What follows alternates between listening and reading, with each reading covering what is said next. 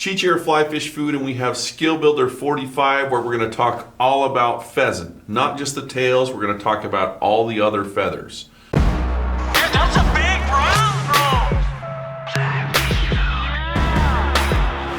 Here we go, we're talking about pheasant here, and everybody who's ever tied a pheasant fly typically will tie with the pheasant tail, okay? We'll talk a little bit about the pheasant tails, but not a ton. We're here mostly to talk about this beauty right here, the full pheasant pelt, or a ringneck pheasant skin is what this says. This is a hairline specimen.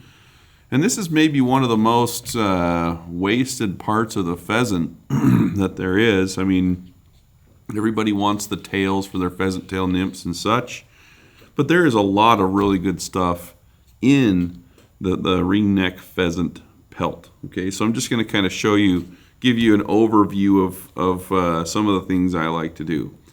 The most, I guess, important and useful part is called the rump, which starts right about here. See these feathers right here, the brown outer tips with a little bit of like cream inside? They call those, or I've heard them called church window feathers forever. Those are awesome for like hopper wings, or stonefly, soft hackles, but underneath that lies the rump. The rump is very important because it has this translucent color on it. So you can find these that are almost bright blue all the way across. It's a super cool material. If you study any of Jack Gartside stuff, you'll know that you can make really cool soft hackles for still waters on these. And I used to work at a shop in Salt Lake called Fish Tech, where they used pheasant rump feathers to tie a fly called a crystal killer, and they kind of morphed it into pheasant tail feathers, but the original pattern called for pheasant rump. Pheasant rump's cool because, let me just get one of these out of here. Oh, and steelheaders like this stuff a lot too. Let me get one out of here and I'll show you what I'm talking about. All right, so I'll farm one of these out, and as you can see, this has just kind of really long and sparse hackle fibers. This is going to be maybe for like a collar on a salmon fly, or I don't know, some sort of tail, but it moves really, really well in the water. And also you can clump it together just like this and make a tail. And I'll show you what that looks like on a fly here in a second, but there you have it. It's a pretty useful material.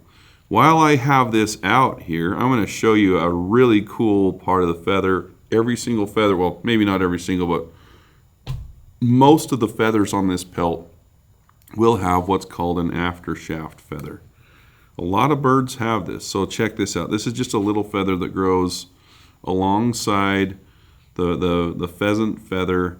I don't know what the purpose is, but man, if you just kind of wrapped your body in that, you would never get cold. Now I know why pheasants can live in the places that they live, like Rexburg, Idaho, where it's so cold that it freezes your brain cells. Anyway, on a hook, when you wrap this forward, and we'll show you what that looks like in a second, this looks like a just oversized ostrich hurl. So you get ostrich hurl without having to take it down with a couple of your ginger buddies and plucking the feathers. So that's the rump and the church window feathers. Pretty much anything on this bird can be used as a soft hackle. And even back here you have some really cool marabou feathers that you can put on little small streamers. So anyway, lots of cool stuff you can do with the bird.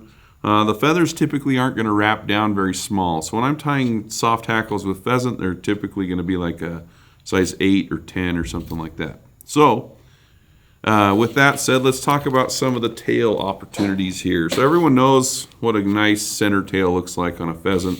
Here we have, there are a few of these on each bird, and as you can see, we have usable fibers on each side of the bird.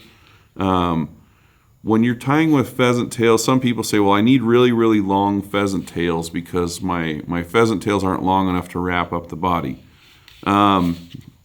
Most pheasants are pretty similar in length, and if your pheasant tails aren't long enough off the stem, just use more than one or more than four, or whatever, however many you're using, use more of them and they will go up the shank more. So this is a center tail. This would be one of the, I don't even know what they're called on the bird, but it's a tail that goes off to the side. You can see that only one side has the good steezy stuff that the center tail has. The other side is usable, but it's kind of softer and more junky. But if you're tying pheasant tails, it's this side that you want. So when you're buying your pheasant tails, look in the package and make sure they're not a couple of these side tails. Anyway, aside from that, pheasant tail is a pheasant tail. There's all different types. There's a bunch of different colors. They can come dyed. They can come non-dyed. They can be melanistic, which means it's a natural black color. If you have any bird hunting buddies and they say they can get you melanistic pheasant, do it. It's the best. Anyway, that's a little bit of a roadmap of the pelt. Now we will get to wrapping some of these things on a hook. All right, so this, I just put this fly, I just tied it up just as an example. This is a size 8 short shank nymph hook. And this is a good example of some of the things you can do with pheasant. So this is maybe a bug I'd fish on a still water or something, but it just shows you some of the things that the pheasant pelt will do. This tail is just pheasant rump. So it's this feather, and I've just pinched it all together like that. So it makes a really cool, like longer, more flowy pheasant rump, or a tail on a nymph or a little streamer. The collar is tied out of a pheasant rump as well. So a smaller pheasant rump feather. And then underneath is the after shaft. So it's got a lot of cool stuff. So, pretty straightforward to tie this stuff in. I am going to show you how to tie the after shaft feather in just a second. But that's some of the uses of the actual rump. And then I'm going to show you 2 other really cool uses you can get out of this down here on the table. So what I did is I took a piece of packing tape or masking tape or whatever you want to call it, and I put 2 of the feathers here on it. So what I'm going to do is I'll just come in here and cut this out just roughly. This is about as much as I could stay in the lines in school. I was a bad cutter. All right, I'll just cut around this bad boy, and then we'll make it look pretty. Goodness, why does that seem like it's way harder than it should be? All right, so here I just have this little feather, and I have taken that, and maybe I should have taped it the other way so the more brilliant side is on the bottom, because that's what the fish are going to see, but it's still not too bad. So what I'm going to do is I'm going to fold that down the center of this feather, and I'm going to turn this into a hopper wing. So to turn it into a hopper wing, I'll just fold it in half like this. I'm going to trim it like that, angled up, and just trim it down like this. And now I have, let's see if my tape doesn't stick together. It didn't. Boom. So there you can see I have a nice little V-shaped wing that I could lay on top of a hopper, so a lot more durable than just laying the feather down, and it will stay nice and have a really cool profile. Same thing here, you could do something like smaller for a caddis. So it's got a cool brownish color. So again, I'll just fold that in half, and I want to make it shorter. So just like that.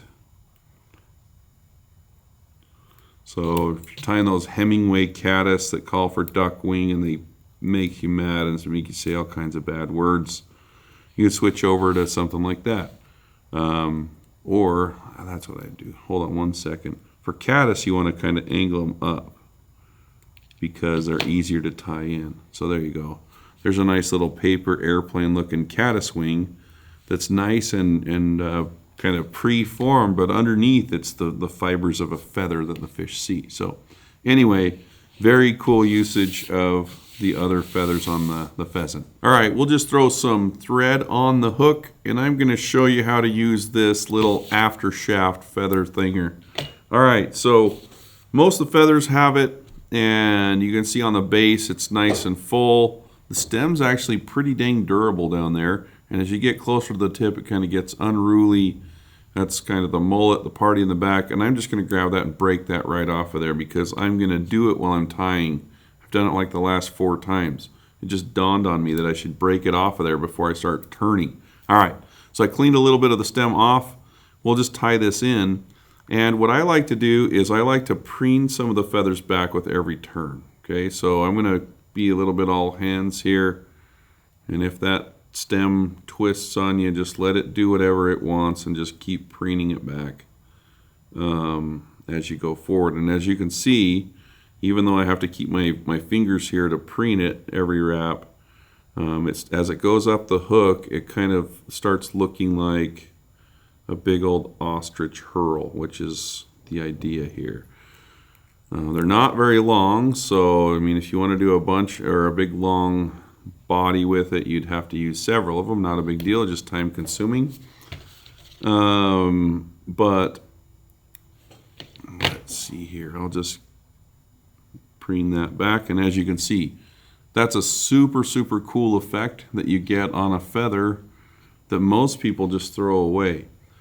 On the fly that I just tied, as you can see that I showed you, it kind of just creates a prop. So I wrap that before I wrap this rump feather, and it makes it just kind of prop up so that that soft hackle stays at the proper angle. Anyway, hope you learned something. Just remember, the pheasant has a lot more than just the tail. We don't just chase that tail feather off the pheasant, you know. You respect the pheasant, it will respect you right back and reward you with many trophy fish. Right, Brig? Correct. Yeah, Brigham promises you that. Anyway, thanks for watching. This is Cheech, and we're talking about pheasants.